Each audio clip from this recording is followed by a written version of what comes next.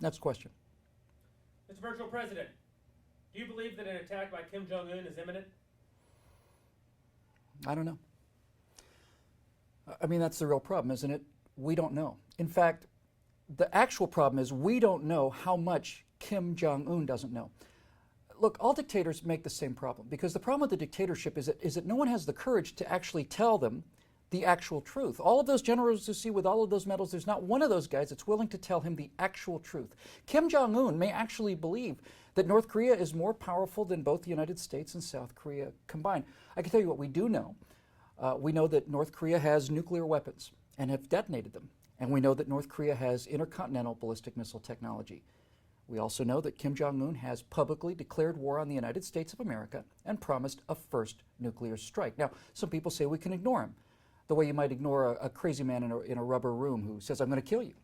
But he's not a crazy man in a rubber room who says he's going to kill you. He's a convicted felon behind bars who's got a automatic pistol in one hand, a loaded magazine in the other, and he's putting these two together, and then he says he's going to kill you.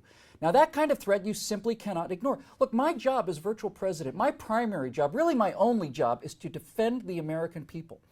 So I am declaring now publicly, as of this moment, that any Korean intercontinental ballistic missile that's either being taken to the pad, erected on the pad, or fueled on the pad will be destroyed before it can be launched. I'm stating that categorically. It's simply going to go away. It's going to vanish. We will destroy it before it can be launched.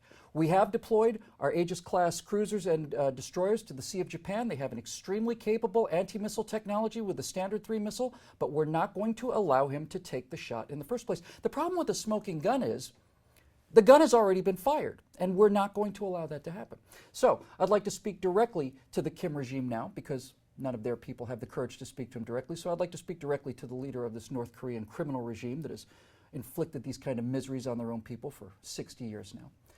Mr. Kim, a second Korean War is not going to be like the first Korean War. If it happens, there will not be any dogfights in the skies of Korea. There'll be no movement of tanks and armies.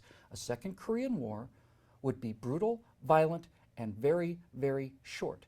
And if you begin one, I am assuring you now, in fact, I'm promising you, it will be the end of the Kim dynasty and all of the generals that support it. Next question.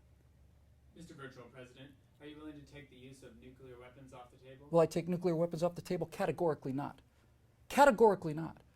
Look, nuclear weapons have deterred the enemies of America and her allies from this kind of mass attack for 60 years. If the North Korean regime is reckless enough to challenge that deterrence in such a way that demands their use, well, then their use will deter the next madman that threatens peaceful, civilized people, like the people that inhabit Seoul, the second largest city in the world. The Kim regime has been trying to acquire nuclear weapons for decades, and if they should make the mistake of thinking that we're not serious about defending our South Korean allies, they may get more of them than they bargained for and sooner than they expected. Next question. Are you threatening nuclear war with North Korea? I'm not threatening anybody. The United States and South Korea are not the countries doing the threatening here. Let's be very clear about this. Let's be morally clear about this issue. The decision to go to war in Korea is not up to the President of the United States. It's not up to the President of South Korea. It's not up to the Chinese. It's not up to the United Nations. The decision whether or not to go to war rests solely in the hands of one individual, and I'm simply telling you what will happen if he decides to make the wrong decision. Next question.